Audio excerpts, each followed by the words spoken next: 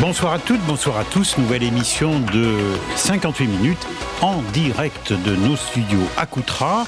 Ce soir, je reçois Edwige Diaz, qui est responsable et même secrétaire départementale du Rassemblement national. C'est une élue à la région depuis deux mandats. Hein. Vous allez bien ? Bonsoir et merci beaucoup pour votre invitation. Bonsoir à toute l'équipe. Alors, nous sommes en début de campagne, mais quand même aussi en pleine campagne. Il y a eu le fait du jour. Aujourd'hui, sur le plan politique, Éric Zemmour s'est porté candidat. On pouvait le supposer. Alors, oui, c'est ça. C'était une surprise pour personne. Oui. Hein. Voilà. Qu'est-ce que voilà, vous pensez de cette candidature pour vous et votre mouvement? Est-ce qu'il va vous faire de l'ombre? Comment ça va se passer? C'est la question que tout le monde se pose. Moi, je vais directement, je mets les pieds dans le plat, quoi. Hein. Et donc, bon, voilà. Du coup, la candidature d'Éric Zemmour, c'est vrai que c'est pas un scoop. Hein. On l'attendait. Ça fait plusieurs mois qu'il est en pré-campagne. Pardon, je vous coupe. Excusez-moi. On disait quand même, dans les derniers moments, que Marine Le Pen lui a fait de la pelle du pied et elle était prête à le prendre avec elle. Ah mais tout à fait. Moi, je vous confirme que Marine Le Pen s'inscrit dans une candidature d'ouverture, de rassemblement. Et d'ailleurs, elle a indiqué que si elle était élue présidente de la République, elle composerait un gouvernement d'union nationale. Donc nous considérons que tous les nationaux, et comme elle dit très bien, de Montebourg à Zemmour, peuvent se retrouver dans le gouvernement qu'elle constituera. Donc oui, elle l'a redit. En effet, Éric Zemmour, plutôt que de diviser quelque part le camp national, devrait plutôt nous filer un coup de main et venir travailler avec nous, parce qu'il faut bien, je pense qu'aujourd'hui tout le monde le reconnaît, Éric Zemmour nous avait promis qu'il se présentait parce que Marine Le Pen ne pourrait jamais gagner. Or, il apparaît que la seule qui est capable de battre Emmanuel Macron, c'est Marine Le Pen. Donc, puisque lui ne pourra pas gagner, qu'il vienne travailler avec nous. Voilà. Tantôt il est devant Marine Le Pen, tantôt il est derrière Là, il est quand Marine Le Pen. même très loin derrière. Il a perdu un peu. Il a beaucoup perdu, même, et surtout, je pense qu'il a perdu en crédibilité. Moi, je pense que comme beaucoup de personnes, j'ai été assez choquée par ses dérapages. Quand il a pointé une arme sur les journalistes, quand il a traité les électeurs de Marine Le Pen, je ne sais plus exactement ce qu'il avait dit, mais en gros qu'ils étaient enfermés dans les ghettos et dans le chômage, quelque chose comme ça. Et puis bon, là, c'est sûr que le doigt d'honneur, c'est plutôt inélégant. Oui, pointer une arme, c'était peut-être un peu exagéré. C'est ce qu'il avait fait. Hein. Oui, mais je l'ai vu. Voilà, je trouve que c'est un peu exagéré. En fait, moi, je pense qu'il n'a pas les épaules, hein, tout simplement. Ni lui, ni ses équipes n'ont les épaules pour diriger le pays. Et d'ailleurs, on le voit bien avec son annonce de candidature qu'il a fait tout à l'heure. On se rend compte, enfin, en tout cas, des journalistes ont dit qu'il avait utilisé pour son clip de campagne des images qui étaient soumises à droit d'auteur. Donc, c'est quand même un petit peu amateur quand vous voulez. Il y a quand même beaucoup de maladresse. Donc, voilà. Donc. Moi, ce que je vois quand même, est-ce que toutes les voix pour Marine Le Pen vont être là? C'est quand même l'homme de la division, là, de votre côté. Alors tout à fait, vous le dites, c'est l'homme de la division. Il en reste pas moins que nous continuons de faire campagne. Vous savez, Marine, elle a l'habitude, elle a l'expérience, elle a les reins solides, comme on dit. Et donc, on voit en effet que quand Éric Zemmour est dans le constat. D'ailleurs, hein, si on veut résumer son clip de campagne tout à l'heure en une phrase, on peut dire, selon Éric Zemmour, c'était mieux avant.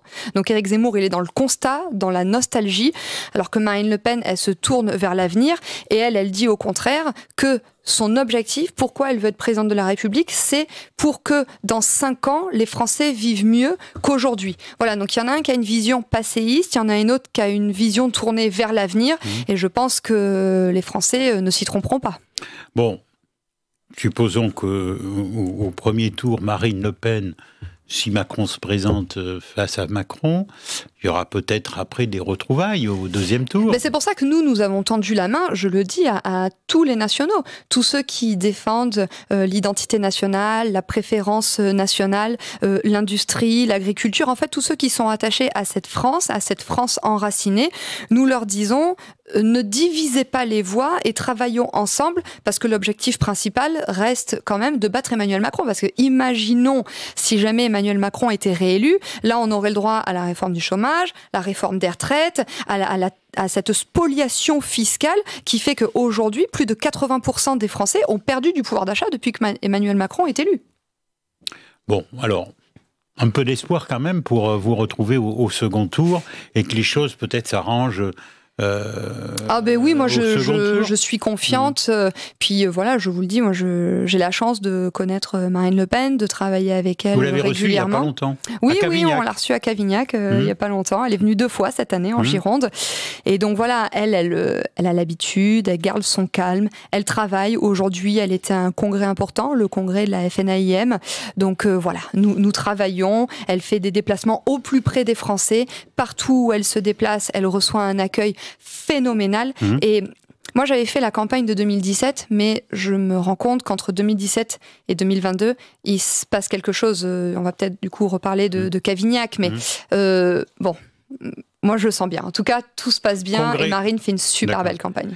Bon, le contraire m'aurait étonné quand même. Ah ben oui, non mais je peux comparer. Du coup, j'ai 2 campagnes à mon actif, donc je peux comparer. Le congrès aujourd'hui m'avait dit qu'elle avait fait certaines déclarations. Oui. Alors donc aujourd'hui, c'est un congrès important. Hein, c'est le congrès de la FNAIM. Donc on parle immobilier, on parle transmission, on parle patrimoine. Et c'est vrai que je pense que le rêve de la plupart des Français, c'est de travailler dur pour pouvoir devenir propriétaire de son petit pavillon. Voilà, pour pouvoir transmettre quelque chose à ses enfants. Et le problème, c'est qu'en France, nous sommes dans un pays qui taxe de manière très sévère, beaucoup trop sévère, beaucoup trop excessive, la transmission, les frais de succession. Voilà. Et donc, quand vos parents décèdent, ben finalement, vous avez des fois tellement de frais de succession que vous êtes obligé de vendre la maison parce que vous ne pouvez pas payer ces frais de succession. Donc, Marine Le Pen a fait plusieurs propositions aujourd'hui qui vont précisément défendre l'héritage, la succession, le patrimoine. Donc, nous voulons exonérer de droits de succession les biens immobiliers jusqu'à 300 000 euros. 300 000 euros, voilà, là, ici à Coutras, ça peut être le prix d'une belle maison. Et ben, si vous décédez, vos enfants n'auront pas de droit de succession à payer sur cette maison jusqu'à 300 000 euros. Donc, le manque à gagner pour l'État et les notaires. Oui, mais alors, vous savez... avant de taxer encore plus les Français, moi je voudrais qu'on s'attaque plutôt à la fraude sociale, à la fraude fiscale, au coût de l'immigration. J'imagine qu'on aura l'occasion d'en reparler. Donc voilà, je pense que les droits de succession sont un impôt injuste parce que quand on a travaillé toute sa vie, qu'on a réussi à s'acheter une maison, eh bien on a envie à l'aube de son décès de transmettre quelque chose à ses enfants et je pense que ce patrimoine, cette maison familiale, c'est la plus belle chose qu'on peut laisser à ses enfants. Vous avez parfaitement raison parce qu'en plus on voit parfois des enfants qui sont obligés de vendre les biens. Et c'est dommage. Pour payer. Enfin, c'est même très surprenant, quoi. En tout cas, c'est injuste. Donc c'est pour ça que nous voulons remédier à cette injustice. Et elle a fait une autre proposition. Donc là, ça concerne les entrepreneurs.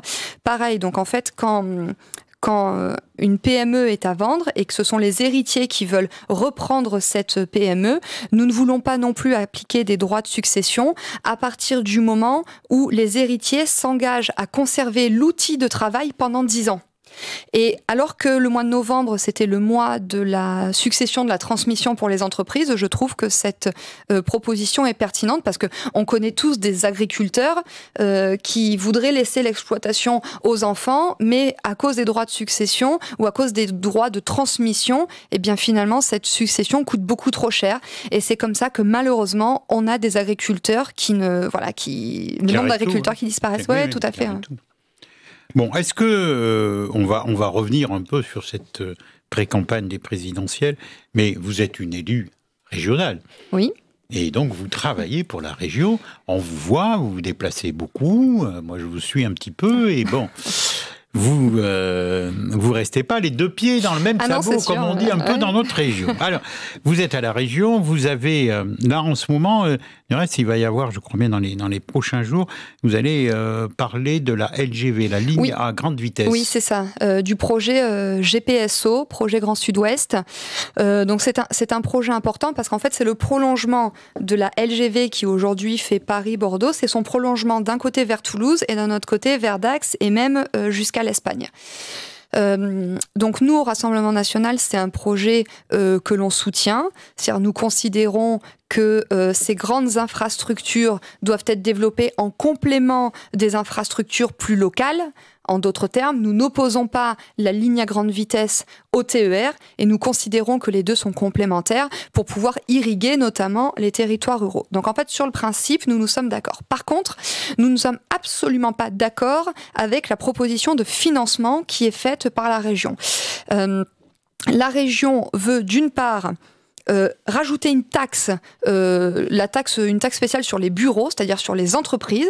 Alors nous considérons que les entreprises qui sont installées depuis des années n'ont pas à payer aujourd'hui pour ces nouveaux travaux d'infrastructure. Donc nous ne voulons pas porter atteinte à la compétitivité des entreprises. Et d'autre part, la région a décidé avec l'État, en fait, c'est l'État qui a proposé et c'est la région qui a entériné. L'État a proposé de rajouter une taxe sur les propriétaires. Mais, pardon de le dire, mais les propriétaires sont suffisamment taxés comme ça. On a vu l'explosion de la taxe foncière, l'explosion de la taxe d'enlèvement sur les ordures ménagères. On ne va pas en plus rajouter une taxe sur cette infrastructure. Qu'est-ce que viennent faire les propriétaires dans... Eh bien, il fallait bien trouver de l'argent. Il fallait bien trouver de l'argent. Donc, le gouvernement a dit, tiens, c'est le contribuable qui va payer encore une fois de plus. Ceux qui vont longer la ligne à grande vitesse mais en fait, globalement, c'est tous les habitants de la région. Voilà, à quelques kilomètres près, ça sera tous les habitants de la région. Donc nous nous opposons fermement à ce système de financement et nous disons que pour un projet qui coûte au total 14 milliards d'euros, l'État doit prendre ses responsabilités parce que la question de l'aménagement du territoire, ça devrait être une compétence exclusive de l'État. Et d'autre part, puisque cette ligne va jusqu'en Espagne, nous disons que l'Union européenne, avec l'argent qu'on lui laisse tous les ans, elle pourrait financer un peu plus. Parce qu'aujourd'hui, l'Union européenne finance seulement de 20%. Voilà. Donc nous disons oui au projet, mais pas financé dans ces conditions. L'État doit prendre ses responsabilités, doit arrêter de taxer les entreprises et les propriétaires, et l'Union européenne doit aussi jouer le jeu dans le développement de ces infrastructures. Alors là, vous êtes en pleine discussion. Alors c'est en fait le projet de financement sera voté à l'occasion de la prochaine séance plénière au Conseil régional, donc d'ici 2 semaines. Donc là je vous livre un peu en avant-première ce que nous dirons dans 2 semaines. D'accord. Bon, alors, est-ce que vous êtes optimiste ou pessimiste par rapport à cette ligne grande vitesse? Écoutez, le truc c'est que c'est le gouvernement qui a proposé cette taxation supplémentaire.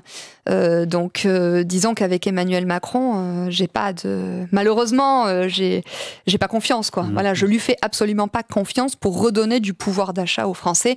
Et on voit bien le traitement qu'ont subi les propriétaires. Je pense bien sûr, à la question de la taxe foncière. Donc, je fais évidemment pas confiance à Emmanuel Macron pour redonner du pouvoir d'achat aux Français et donc pour ne pas faire entrer en vigueur cette nouvelle taxe. Bien, alors, ça c'était la ligne LGV. Vous m'avez dit que sur la région, il y avait des augmentations de taxes qui passent, je ne dis pas sous silence, mais enfin, c'est vrai que nous, dans le milieu rural, on n'entend pas trop parler. C'est vrai qu'il n'y a que le Rassemblement national qui a dénoncé ces augmentations de tarifs, et pour cause, parce que tous les autres ont voté pour. Voilà, donc ils n'allaient pas dire nous, oui, on a voté pour ces augmentations de taxes. De rentrer dans les détails, est-ce que vous pouvez me donner ces augmentations? En fait, nous, au Rassemblement national, nous avons notre slogan, c'est nous voulons rendre aux Français leur pays et leur argent. Et donc, quand on est conseiller régional, on veut rendre aux Néo-Aquitains leur région et leur argent. Et donc, les augmentations de tarifs qui ont été proposées par Alain Rousset, évidemment, nous avons voté contre. Donc, je vais vous donner quelques exemples.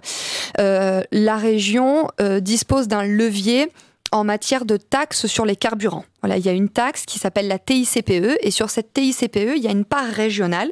Et là, la région a le droit de l'appliquer ou pas, et dans une certaine limite, d'y appliquer un taux. Bon, il faut savoir que les socialistes, au Conseil régional de Nouvelle-Aquitaine, ont décidé d'appliquer au maximum de ce qu'il leur était possible de faire cette taxe sur les carburants. Donc, pour une famille de la ruralité, par exemple, ça correspond à peu près à 60 € par an. 60 € par an, ça fait ça fait un petit caddie, quoi. 60, ça fait oui, ça fait plus. Voilà. Donc voilà la taxe sur les carburants. Et en fait, tout ceci contribue à la politique anti-automobiliste, impulsée par les socialistes et par les écolos. Vous pensez, vous proposiez moins, par exemple, d'augmentation. Mais nous, en fait, on pouvait faire moins. Mais bien sûr, pour vous donner une idée, le budget du conseil régional, c'est à peu près 3 milliards d'euros par an. Et là, en fait, cette taxe rapporte au conseil régional, j'ai plus les chiffres en tête, mais grosso modo 60 millions d'euros par an. Je pense qu'on aurait pu trouver des marges de manœuvre ailleurs. Je vais vous donner quelques exemples. Sur la politique culturelle qui parfois dépasse les limites de l'entendement, sur la politique de la ville, c'est-à-dire on va toujours financer, vous savez, les quartiers qu'on appelle défavorisés, alors qu'ils sont plutôt gavés d'argent public depuis des décennies. La région Nouvelle-Aquitaine finance, subventionne, encourage l'immigration massive aussi. Donc en fait, sur tous ces points-là, on aurait pu faire des économies et donc éviter d'appliquer cette taxe très lourde qui va peser sur le pouvoir d'achat des ménages et surtout des ruraux, en fait, parce que ce sont les ruraux qui prennent leur voiture. Donc, premier point, la TICPE. Ensuite, ils ont décidé d'augmenter de 3% le prix de la cantine dans les lycées.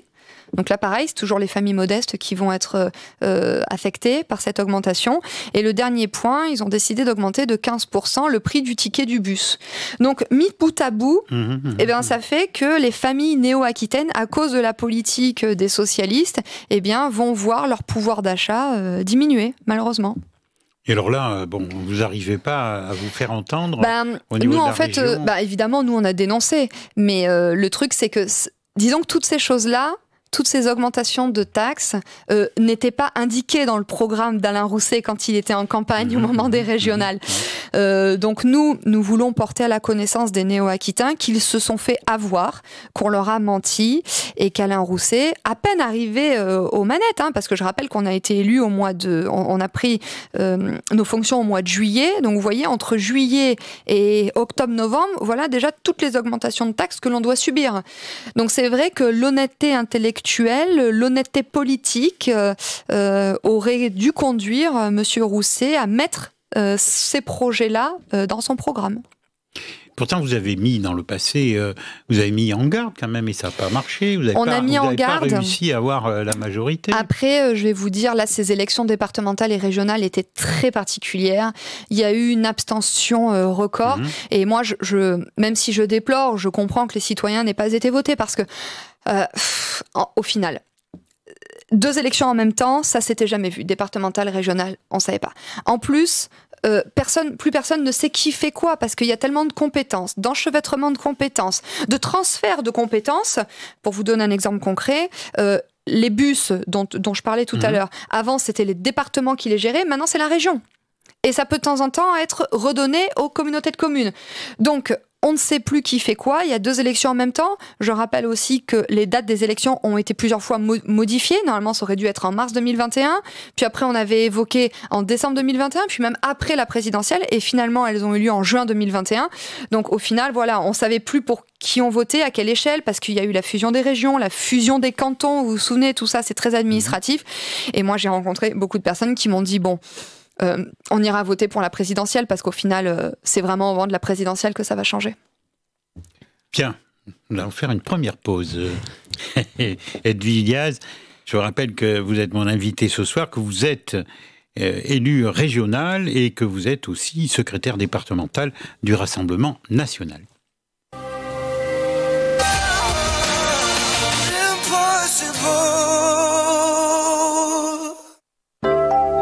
Vous écoutez, partout en France, CLC Média. Et ce soir, dans Libre Santé, Libre Santé, pardon, dans 58 Libre Santé, c'était avant, de 17 à 18. Vous aurez une nouvelle émission Libre Santé, du reste, la semaine prochaine, avec le docteur Jacques-Michel Lacroix, que je salue.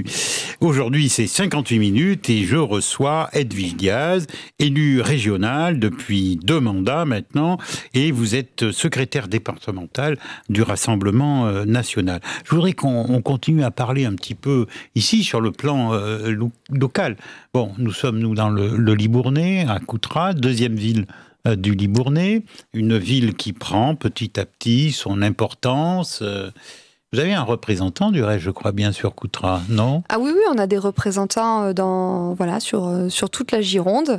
Et nous faisons notre petit travail de fourmi au plus près des électeurs, au plus près des habitants.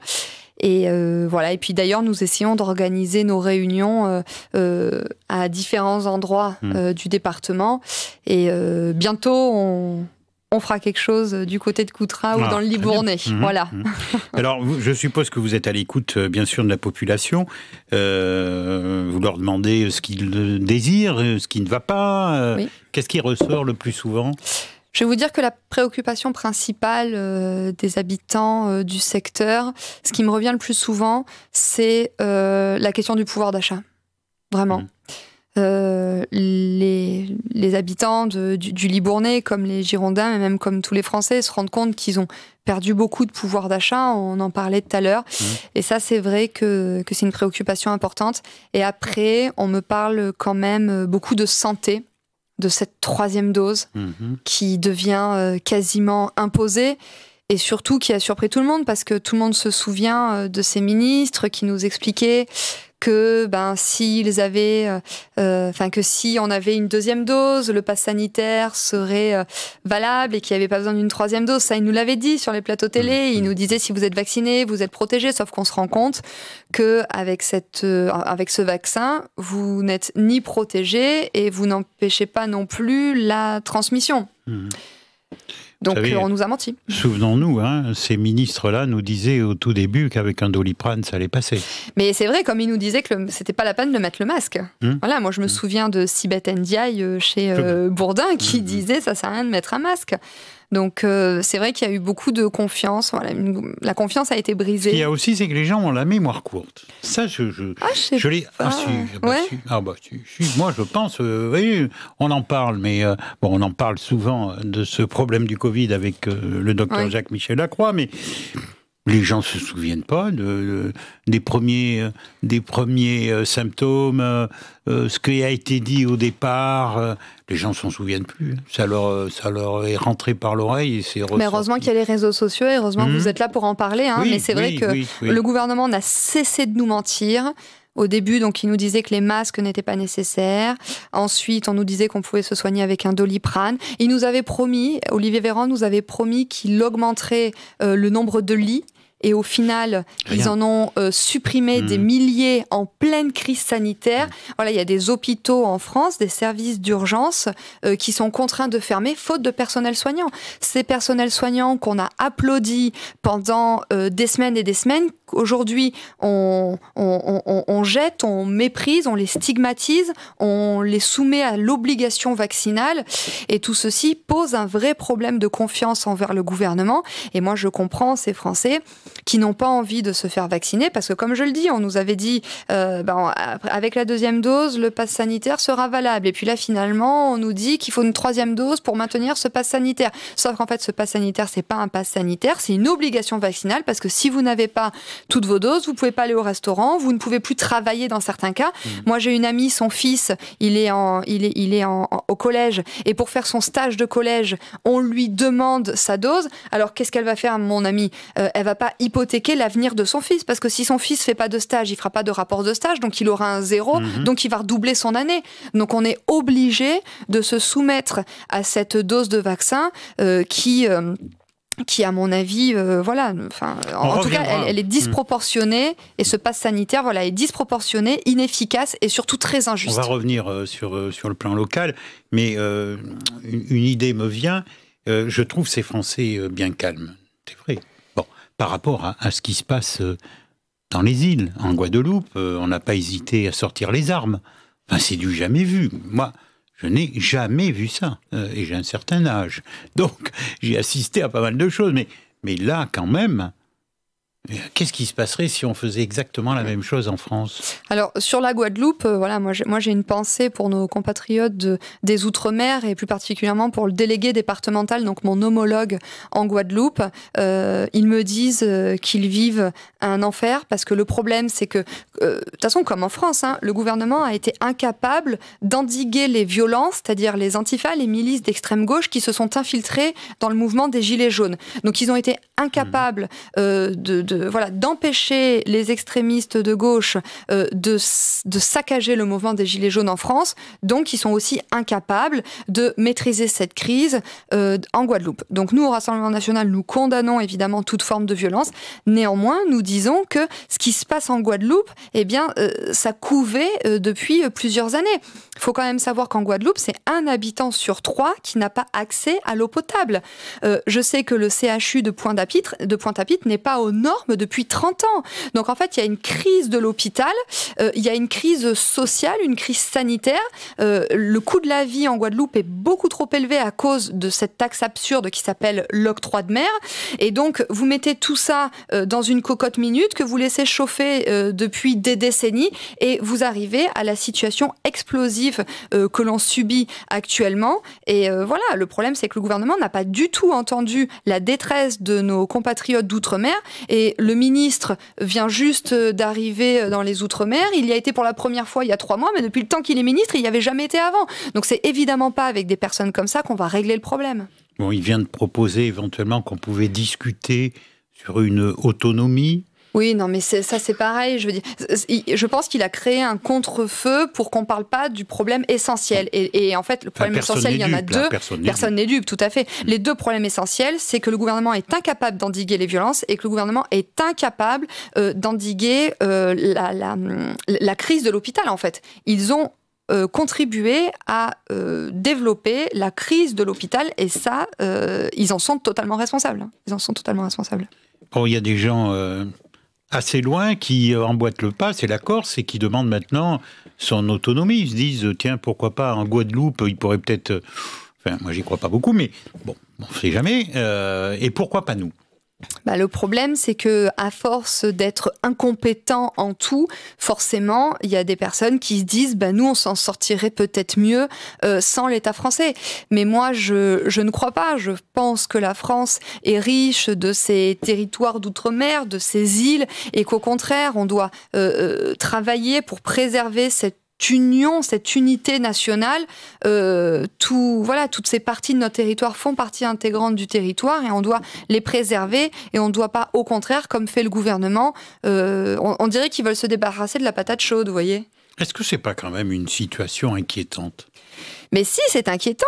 C'est pour ça qu'il ne faut absolument pas qu'Emmanuel Macron soit réélu dans 5 mois, parce que ce qui est inquiétant aujourd'hui deviendra catastrophique et dramatique dans quelques mois.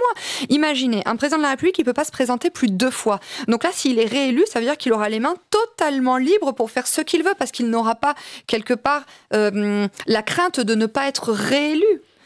Donc, c'est pour ça que moi, j'appelle vraiment vos auditeurs et toutes les personnes qui ont le droit de vote, ne vous réfugiez pas dans l'abstention, venez voter pour Marine Le Pen. Je le dis parce que c'est la seule qui a envie de proposer une autre politique et surtout, je le dis, une politique bien loin des caricatures. Toutes ces caricatures qui sont avancées par nos adversaires politiques parce qu'ils n'ont pas d'autres arguments. Donc voilà, je dis à tous les électeurs de Marine Le Pen, s'il vous plaît, restez fidèles et continuez de voter pour Marine Le Pen. Et je dis à toutes ces personnes qui n'ont jamais encore voté pour Marine Le Pen, n'ayez pas peur, ne croyez pas tout ce qu'on vous raconte. Toutes les mairies qui ont été remportées par le Rassemblement national, tous les électeurs sont ravis. Voilà, j'ai envie de dire, il n'y a jamais eu une pluie de grenouilles à Beaucaire, à Hayange ou à Hénin-Beaumont, par exemple. Donc, arrêtez de croire tout ce qu'on vous dit, tout ce que nos adversaires politiques vous disent depuis des années. Lisez les programmes, écoutez Marine Le Pen, et puis tentez, mettez un bulletin dans l'urne, ça va pas vous brûler la main, et en fait, il n'y a pas grand-chose à perdre, il y a que des choses à gagner, parce que de toute façon, en plus, dans la situation dans laquelle on est, c'est catastrophique, ça pourra pas être pire. Et moi, je le sais, pour travailler depuis des années avec Marine, je sais de quoi on est capable, je sais de quoi elle est capable, et surtout, je connais sa conviction profonde. Je sais pas si vous avez eu le temps de voir, il y a quelques semaines, l'émission sur M6, Ambitions intimes, avec Karine Le Marchand. Non.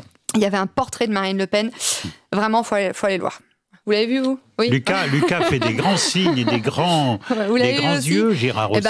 Il faut que tout le monde aille voir cette émission parce que vous verrez Marine comme elle est, quoi. Voilà, c'est-à-dire bosseuse, sympa. Enfin, voilà, c'est Madame Tout-le-Monde. Prête à être présidente de la République. Sympa, c'est très bien, mais on attend aussi autre chose d'un président de la République. Oui, en tout cas, Marine Le Pen ne fera jamais de doigt d'honneur à personne. voyez. Oui, bon, en fait, ça, oui. Bon, ça, moi, je m'arrête pas là-dessus.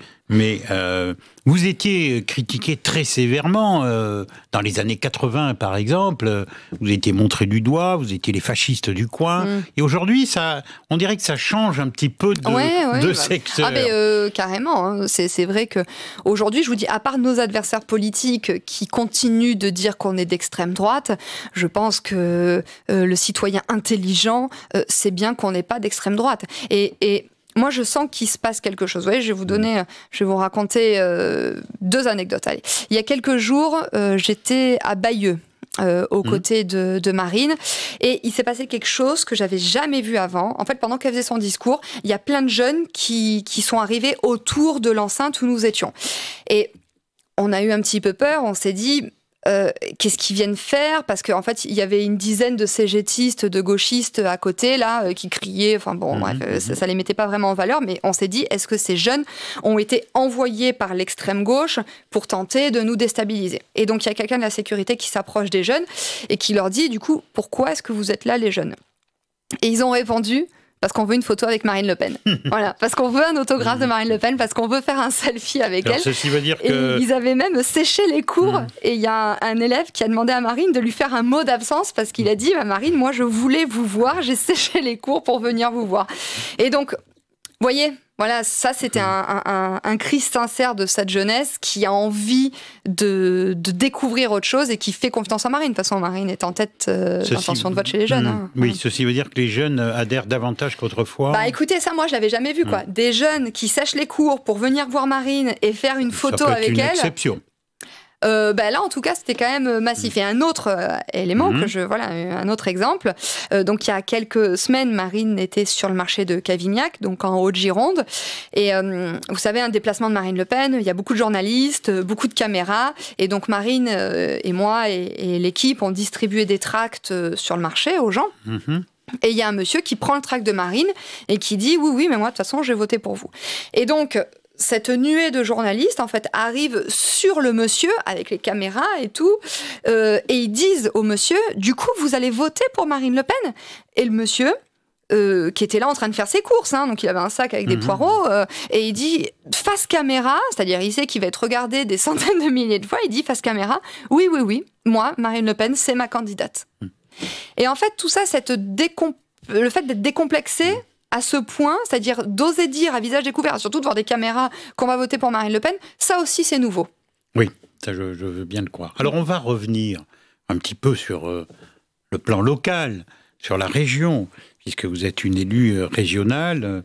Vous nous avez cité quelques exemples en parlant de taxes qui ont augmenté.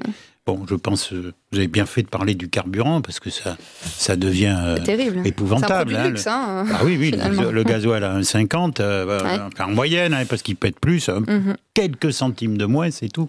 Bon, c'est l'horreur, on doit vous le dire très souvent. Ça, oui. Et d'ailleurs, le tract que nos équipes militantes sont en train de distribuer actuellement a un succès fou. Donc notre tract, il s'appelle « Rendre aux Français leur argent ». Et en fait, sur ce tract, nous donnons quelques propositions du Rassemblement national de Marine Le Pen pour rendre du pouvoir d'achat aux Français. Et donc, je vais vous donner quelques exemples. Oui. Par exemple, nous voulons, je pense à ça parce que tout le monde est en train de la payer en ce moment, sa redevance audiovisuelle. Voilà. Je voulais vous en parler, dites donc. Non, mais voilà. C'est vrai, en plus. Oui, parce que c'est quand même très cher. 138 €. Oui, c'est ça. Ouais. Et donc, nous voulons supprimer cette redevance audiovisuelle. Autre point, Pardon, je vous coupe, excusez-moi, ça se fait pas trop, mais vous voulez la couper, mais vous la remplacez comment? Mais on la remplace pas, en fait, on la remplace pas. Oui, mais il va y avoir un manque à gagner pour l'audiovisuel, Non, mais en fait, nous voulons privatiser l'audiovisuel public. Voilà, parce que... Alors, il sera plus public. Donc, il sera plus public, voilà, il sera privé. Et je pense que ça sera pas mal, parce que je dis pas du tout ça pour les confrères journalistes, mais il faut quand même reconnaître que sur certaines émissions, on a quand même un peu l'impression de subventionner l'idéologie de gauche. n'est-ce pas ? Donc voilà, donc Marine Le Pen a proposé de supprimer la redevance audiovisuelle.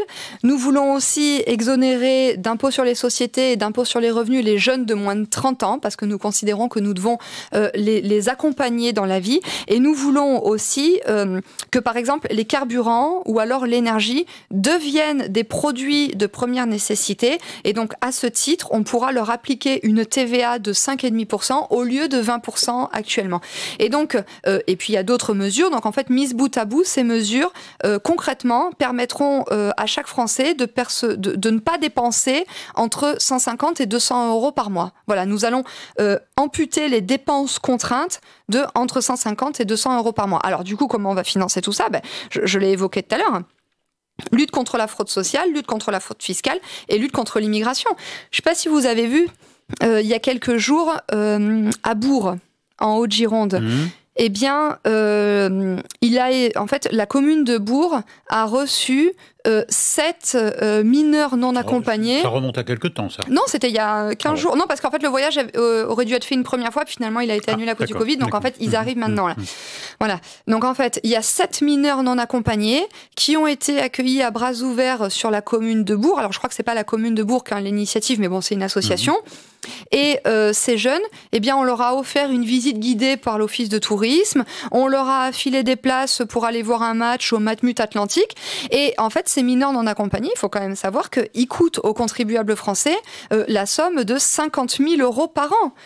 Moi, je suis désolée, à partir du moment où vous rentrez illégalement sur le territoire national, vous avez d'une part aucune possibilité d'être régularisé un jour, et d'autre part, vous n'avez accès à aucune aide. Et votre place, elle est chez vous, auprès de votre famille. Parce que la plupart du temps, ce sont des hommes. D'ailleurs, il faut qu'on impose la vérification obligatoire de l'identité. Parce que malheureusement, il y a des personnes qui utilisent cette filière d'immigration et qui se font passer pour des mineurs alors qu'ils sont des majeurs. Et donc tout ceci contribue à plomber les budgets de l'aide sociale à l'enfance. Donc voilà, il faut de la fermeté. Ces personnes n'ont rien à faire sur le territoire national. Et moi, j'ai surtout une pensée pour ces jeunes de Haute-Gironde dont les parents sont des travailleurs pauvres parce qu'ils gagnent 1 200 euros par mois, ou alors leurs mamans sont aides-soignantes, aides-ménagères, et donc elles ont un travail vraiment très précaire. Donc moi, j'ai une pensée pour tous ces jeunes qui, eux aussi, auraient bien aimé avoir une visite prise en charge par l'Office de tourisme, et qui auraient aussi bien aimé aller voir un match de foot au Matmut Atlantique. Par rapport à l'immigration, vous dites... alors, il y a l'immigration, la passoire, c'est vrai, ça existe. Et vous aurez tendance à dire on coupe tout. Non, on non, peut alors... pas arriver à trouver un juste milieu. On dit pas question, ça, en fait. Nous disons qu'il faut réguler l'immigration, légale. Vous n'êtes pas contre totalement. Je vais pas vous dire ça, je m'appelle Diaz, donc voilà. Non, mais en fait, il faut réguler l'immigration légale, et surtout, il faut éradiquer l'immigration illégale. Voilà, et ça, on arrivera à le faire à partir du moment où on coupera les pompes aspirantes. Il y a quand même un problème. Aujourd'hui, vous avez des travailleurs pauvres, vous avez 6 millions de chômeurs, vous avez 9 millions de pauvres, vous avez je ne sais plus combien de millions de personnes mal logées, et on se permet d'accueillir à bras ouverts une immigration totalement massive et clandestine. Je veux dire, à un moment donné, la justice sociale, c'est la priorité nationale. Et d'ailleurs, c'est pour ça que Marine a dit qu'elle réserverait les aides sociales uniquement aux Français et qu'elle leur donnerait une priorité dans l'accès aux logements sociaux. Voilà, c'est la justice sociale. Alors, nous allons, faire notre justice à nous, musicale, grâce à notre ami Lucas, qui est ici aux manettes comme l'actume, et à côté, je ne vais pas l'oublier, c'est Gérard Pommier, qui est à la vidéo, que vous allez pouvoir à nouveau, un de ces quatre, incessamment sous peu, retrouver cette émission sur YouTube. À tout de suite. C'est la même, si je vous gêne, c'est la même. CLC Média, votre web radio partout en France. Nous nous retrouvons dans cette émission 58 minutes avec Edwige Diaz, qui est élue régionale depuis 2 mandats. Elle est secrétaire départementale du Rassemblement national. Et voilà, nous discutons de l'actualité avec la candidature d'Éric Zemmour à midi, et puis de ce qui se passe en France, et aussi, bien évidemment, quand on est élu à la région, on est bien placé pour savoir ce qui va se passer sur le plan régional, sur le plan local, où en sont aujourd'hui je pense à ces chefs d'entreprise qui ont souffert pendant X mois. X mois, je dis pas années, mais c'est presque, quoi. Et aujourd'hui, ils sont considérés comment ? Nous aussi, au Rassemblement national, nous avons une pensée pour ces chefs d'entreprise et surtout pour les chefs d'entreprise dont l'entreprise a été qualifiée pendant le confinement de non essentiels. Voilà. Moi, ces propos m'ont particulièrement choquée parce que je pars du principe que toutes les entreprises sont essentielles, parce qu'elles font vivre le chef d'entreprise, parce que ce chef d'entreprise embauche des salariés, parce que ces chefs d'entreprise ont créé une entreprise locale qui fait vivre nos centres-bourgs, qui contribue à ce lien intergénérationnel.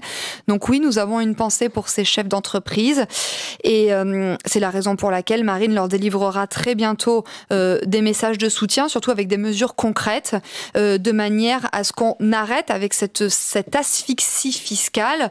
Le problème, c'est qu'aujourd'hui, quand vous êtes un commerçant, vous avez l'impression d'être une vache à lait de l'État. Voilà, vous êtes taxé à tous les échelons et finalement, vous travaillez beaucoup pour finalement vivre avec pas grand-chose. Donc je ferai part très prochainement, parce que je ne veux pas vendre la mèche avant, mais donc de toutes ces mesures que Marine mettra en place pour aider les chefs d'entreprise. Mais en tout cas, croyez bien qu'ils feront partie de notre cœur de programme. Faites un petit appel du pied pour qu'on vous réinvite alors. Ben oui, bien sûr, je ferai un appel du pied pour qu'on nous réinvite. Mais je peux déjà, du coup, revenir sur une mesure là que j'ai évoquée tout à l'heure, mais peut-être la détailler un peu plus. En matière de transmission, parce que voilà, on sait que aujourd'hui, il y a beaucoup de parents qui ont travaillé dur toute leur vie pour faire vivre une entreprise, donc une entreprise familiale. Et le problème, c'est qu'au moment de prendre la retraite, par exemple, eh bien, ces parents, des fois, ne peuvent pas léguer, ne peuvent pas transmettre cette entreprise aux enfants parce qu'il y a beaucoup trop de taxes. Et donc Marine veut exonérer les droits de transmission des parents vers les enfants qui voudraient reprendre l'entreprise à partir du moment où les enfants s'engagent à conserver l'entreprise pendant 10 ans. Donc je trouve que c'est un bon moyen de ne pas pénaliser les travailleurs, voilà, ceux qui ont travaillé toute leur vie, et c'est un bon moyen d'encourager les jeunes à reprendre l'entreprise familiale. Et je pense surtout aux agriculteurs, parce que ça va concerner essentiellement les agriculteurs. Moi je suis un peu plus terre à terre, c'est aujourd'hui les entreprises, elles subissent un contre-coup de ces derniers mois. Enfin, et quand je dis derniers mois, je pense à l'année 2020. On a dit qu'il allait y avoir beaucoup de fermetures d'entreprises. On n'a encore rien vu, parce que c'est dans les mois qui suivent. Évidemment. Ça sera au moment de rembourser le PGE. Ça sera au moment de rembourser le PGE. Déjà, comment on les aide en limitant... PGE, alors... prêt garanti par l'État. Voilà, parce que je suis un anti-abréviation, mais alors vous ne pouvez pas savoir. Voilà, c'est vrai que les fermetures d'entreprises, et évidemment, je ne le souhaite pas, mais on le sait, enfin, vous aussi, vous voyez des entreprises, donc vous êtes comme moi, vous écoutez ce qu'ils vous disent. Je sais que vous en avez une très belle entreprise, d'ailleurs, artisanale. Si, je sais très bien. Et donc, le problème, c'est que ces chefs d'entreprise vont être confrontés au remboursement du prêt garanti par l'État dans quelques mois, et c'est là que ça va commencer à piquer. Donc, moi, je voudrais... déjà qu'on arrête de taxer toujours plus les entreprises et surtout qu'on leur permette de travailler, en fait.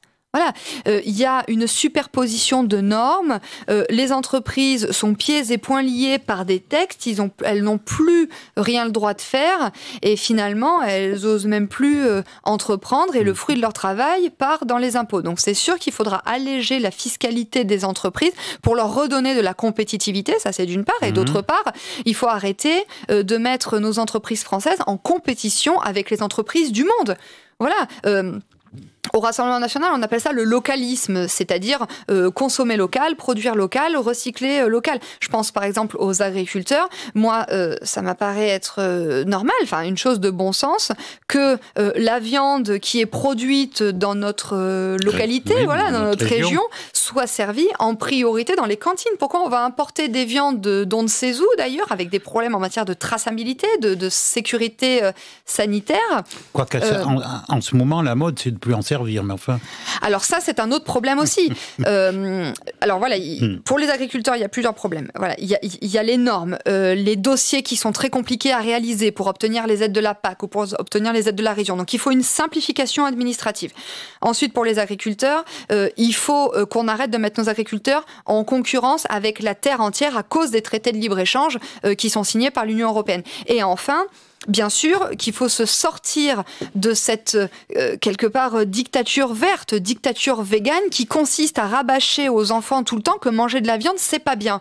Eh bien non, si on veut sauver les agriculteurs, eh bien il faut consommer de la viande. Enfin, ça me paraît être quelque chose voilà, quelque chose de bon sens. Vous prêchez un convaincu, hein, de toute façon. Donc bon, alors moi je pense aussi à quelque chose. On parle des entreprises. Il y a eu, me semble-t-il, une mauvaise habitude de donner aux clients qui ne poussent plus la porte des entreprises, ou beaucoup moins. À cause d'Internet. À cause, non, du Covid. Ah oui, mais... À cause du Covid. Et il y a Internet aussi, hein, bien évidemment. Hein. On fait... Alors bon, ça c'est l'évolution. Mais ça, là, je suis assez partagé là-dessus. On fait ses courses sur Internet maintenant. Mais comment l'empêcher? Mais moi, je pense que les collectivités locales, je pense aux mairies et aussi aux communautés de communes qui ont la compétence du développement économique, je pense aussi que au plus proche des territoires, ces communes et ces communautés de communes devraient soutenir les commerces locaux, devraient soutenir les centres-bourgs en organisant des campagnes publicitaires pour inciter les consommateurs, comme il se fait ici à Coutras, pour inciter les consommateurs à consommer sur place. Et moi, je suis élue à Saint-Savin et aussi à la communauté de communes Latitude Nord-Gironde. Je vais vous donner un exemple. Quelque chose de bien qu'avait fait le gouvernement. Et pourtant, vous savez que je ne suis pas du genre à défendre le gouvernement. Mais là, pour le coup, ils avaient fait quelque chose de pas trop mal. C'est-à-dire qu'ils avaient autorisé les communautés de communes à exonérer une partie de la cotisation foncière des entreprises, donc dans certains secteurs d'activité. Et donc, sur cette exonération de la CFE, eh bien, l'État prenait en charge une partie. Sauf qu'il y a eu un problème à la communauté de communes Nord-Gironde. Ils n'ont pas dû voir la loi passer, si bien que les entreprises de la communauté de communes Latitude Nord-Gironde n'ont pas bénéficié de cette exonération de cotisation foncière des entreprises. Alors, je pense qu'il y a un problème du côté de la communauté de communes Latitude Nord-Gironde, et il y a aussi un problème, à mon avis, de la part de Madame la députée, qui est quand même de la majorité présidentielle, et qui à minima, aurait pu se fendre d'un courrier aux quelques présidents de communautés de communes de sa circonscription pour leur dire « Regardez ce que nous avons mis en place et regardez comment vous allez pouvoir localement aider vos entreprises. » Bon, à mon avis, les torts sont partagés, mais au final, les victimes, ce sont les entreprises de la communauté de communes. Bien, il ne nous reste plus beaucoup de temps. Ça passe très vite. Oui, mais vous reviendrez. On vous garde de la chaise, hein, ici, vous avez vu, vous êtes toujours à la même place. Hein. Alors, on va terminer cette rencontre. On a parlé du plan national. Là, c'est l'heure actuellement pour les candidats au présidentiel aller recueillir les parrainages des maires. Oui, les parrainages. Alors, il en faut 500. Exactement. Voilà, donc pour qu'un candidat puisse se présenter à l'élection présidentielle, il faut qu'il recueille 500 signatures d'élus bien identifiés, donc par exemple les conseillers départementaux, les conseillers régionaux, les parlementaires, mais aussi de maires. Or, que le maire, hein, pas l'adjoint. Voilà, que le maire et pas l'adjoint. Le problème, c'est qu'aujourd'hui, il y a beaucoup de maires qui ne veulent pas signer. Alors ça pose plusieurs problèmes. Déjà, ça interroge. Parce que les maires ont été élus parce que des gens ont voté pour eux. Donc ça veut dire qu'ils sont censés être attachés à la démocratie. Or, il y a beaucoup de maires qui ne souhaitent pas parrainer. Donc moi, je dis aux maires, s'il vous plaît, faites un effort parce que sans votre parrainage, vous empêchez des personnes de pouvoir se présenter à l'élection présidentielle. Et donc pourquoi ? Je vais vous le dire, parce que il y a des présidents de communautés de communes ou des conseillers départementaux qui exercent des pressions, du chantage à la subvention auprès des maires. Voilà. Donc vous avez, en fait, les maires sont pris en étau par le haut, c'est-à-dire par les présidents de communautés de communes qui disent si vous signez pour quelqu'un qui n'est pas de la même étiquette politique que moi, par exemple, vous serez pénalisé en matière de subvention. Et après, ils ont une pression par le bas, parce que dans les communes avec peu d'habitants, voilà, dans les petites communes, eh bien, des fois, vous avez un conseil municipal composé de personnes qui ont différentes tendances politiques. Et donc, du coup, le maire ne veut pas avoir de problème dans son conseil municipal. On pourrait presque le comprendre. On pourrait presque le comprendre. Donc, en fait, c'est pour ça que nous disons au maire, cette histoire de 500 parrainages, elle a été faite pour quoi, à la base ? Elle a été créée pour écarter les candidatures pas sérieuses. Sauf que, en l'occurrence, le Rassemblement national, Marine Le Pen, personne ne peut dire aujourd'hui qu'il s'agit d'une candidature pas sérieuse. Voilà. Elle était au 2e tour la dernière fois, elle a recueilli 11 millions de voix, sauf qu'aujourd'hui, je le dis, il nous manque des signatures, il nous en manque à peu près 200. Et sans ces signatures, Marine Le Pen, qui représente un courant fort en France et qui possiblement est la seule à pouvoir battre Emmanuel Macron, risque de ne pas pouvoir se présenter si les maires ne donnent pas leur parrainage. Donc moi, je dis aux maires, en fait, votre signature, ce n'est pas un soutien à la politique. En fait, vous ne soutenez pas la politique, mais vous faites un acte démocratique.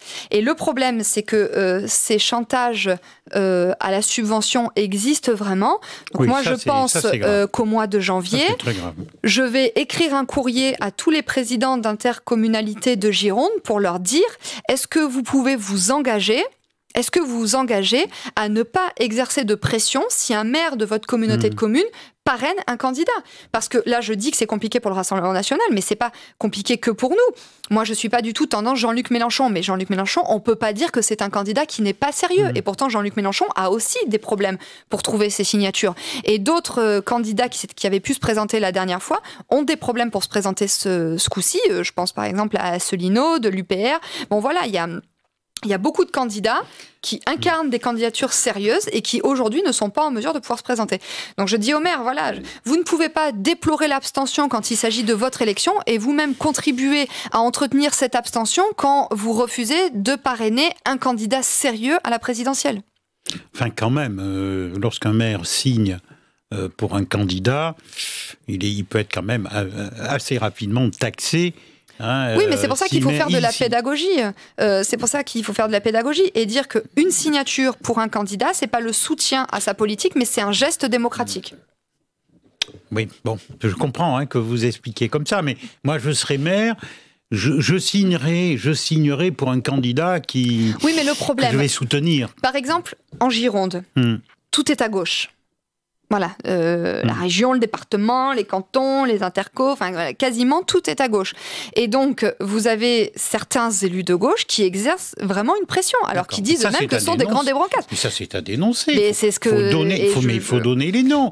Faites des listes, les noms. Ah ben si. Alors, je ne peux pas donner les noms, parce que vous doutez bien que ce que je vous explique, ce sont des maires qui me l'ont expliqué. Donc, je ne peux pas mettre en difficulté les maires. Mais c'est pour cette raison que très probablement, je vais écrire à tous les présidents d'interco. Oui, mais eux, ils n'iront. Voilà. Et moi, je risque de me retrouver avec une plainte pour diffamation parce que le maire qui m'aura dit ça sous le sceau du secret, si jamais je le dévoile, enfin, vous voyez, c'est pas du tout le genre de la maison de mettre en difficulté les personnes qui nous font des remontées de terrain. Comprends. Voilà. Parce que eux sont victimes de cette, de ce chantage et de cette pression qui est tout sauf démocratique.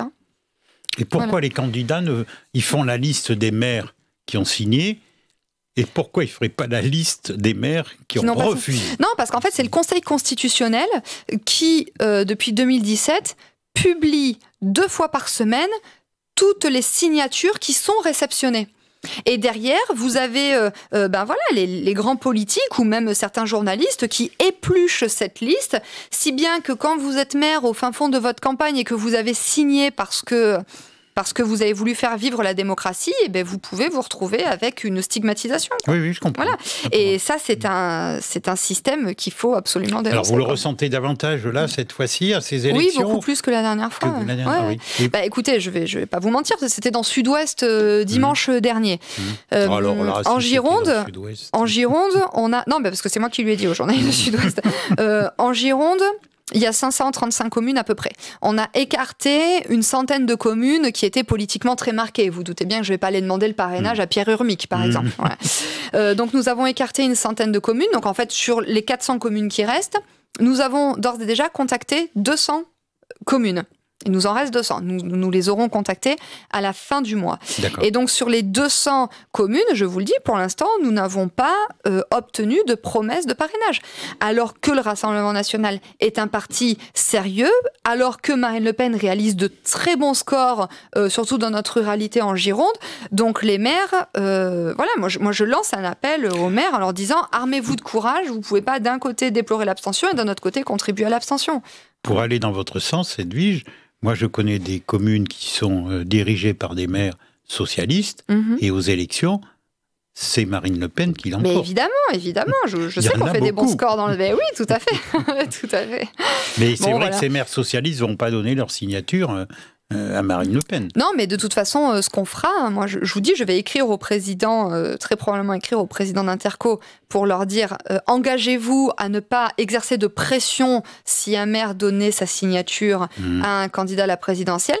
Et je vais aussi demander à être reçu par les conseils municipaux pour expliquer que si le maire signe, c'est pas un soutien à la politique, mais c'est un soutien à la démocratie. Parce qu'il y a des maires en fait qui ont peur de ça. Je vous dis, ils sont pris en étau par le haut, par le chantage à la subvention, et par le bas. Comment voulez-vous par les conseils municipaux. Que des maires n'aient pas peur de ça, puisque le citoyen a peur de dire qu'il va voter pour Marine Le Pen. Non, alors ça, beaucoup moins. Du coup, on l'a vu tout à l'heure avec les personnes qui osent dire. Et honnêtement, je pense qu'aujourd'hui, il n'y a plus beaucoup de monde qui a peur de dire qu'il vote pour Marine Le Pen. C'est vrai. Voilà, moi, franchement, je le vois. Je distribue des tracts depuis des années sur le marché.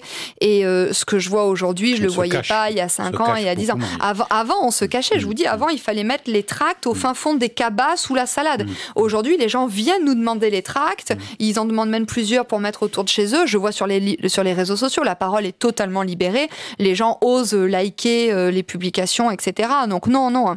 Je veux dire, Marine Le Pen a fait un excellent travail de dédiabolisation, si on veut.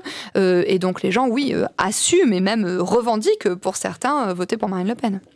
Eh bien, il ne me reste plus qu'à vous remercier parce que 58 minutes, on les a dépassées, mais c'est pas grave.